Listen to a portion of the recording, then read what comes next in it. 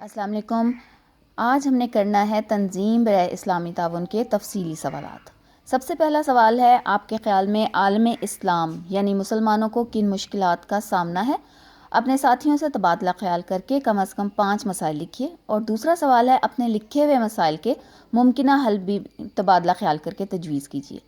اچھا، اس کے جو سوال نمبر 1 میں ہے مسائل، ویسے تو عالم اسلام کو بہت سارے مسائل کا سامنا ہے، لیکن یہاں پہ کیونکہ 5 کا کہا گیا تھا تو 5 مسائل میں نے لکھا ہے، ایک تو کشمیر کا مسئلہ، غربت، تعلیمی مسائل، روزگار کے مسائل اور چائلڈ لیبر۔ اب سوال نمبر 2 تھا کہ ان کے حل کے بارے میں بتائیں، تو اس کے حل کے لیے کشمیر کا جیسے مسئلہ ہے تو اس کا حل صرف اسی صورت ممکن ہے کہ اگر تمام مسلم ممالک آپس میں متحد ہو کر اس مسئلے کو حل کریں اور ان قوتوں پر دباؤ ڈالیں جن کی وجہ سے مسئلہ کشمیر اب تک حل نہیں ہو سکا۔ دوسرا مسئلہ غربت کا مسئلہ اور روزگار کے مسائل، ان کا آپس میں بہت زیادہ لنک ہے، کیونکہ یہ دونوں مسائل کے حل کے لیے ضروری ہے کہ جتنے ممالک ہیں مسلم ممالک، وہاں پہ تمام لوگوں کے لیے نوکریوں کی فراہمی ہو، فنی تعلیم کا اہتمام کیا جائے تاکہ کوئی بھی کام کر کے لوگ اپنے روزگار کے مسئلے حل کر سکیں۔ جب روزگار کے مسئلے حل ہو جائیں گے تو ان کی غربت بھی ٹھیک ہو جائے گی۔ اس کے بعد ہے تعلیمی مسائل۔ تعلیمی مسائل کے لیے ضروری ہے کہ مفت تعلیم دی جائے۔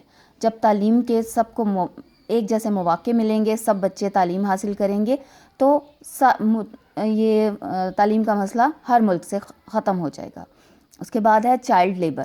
چائلڈ لیبر کے مسئلے کے حل کے لیے ضروری ہے کہ حکومتوں کو چاہیے کہ وہ حکومتی لیول پر بچوں کے کام کرنے پر پابندی لگا دیں۔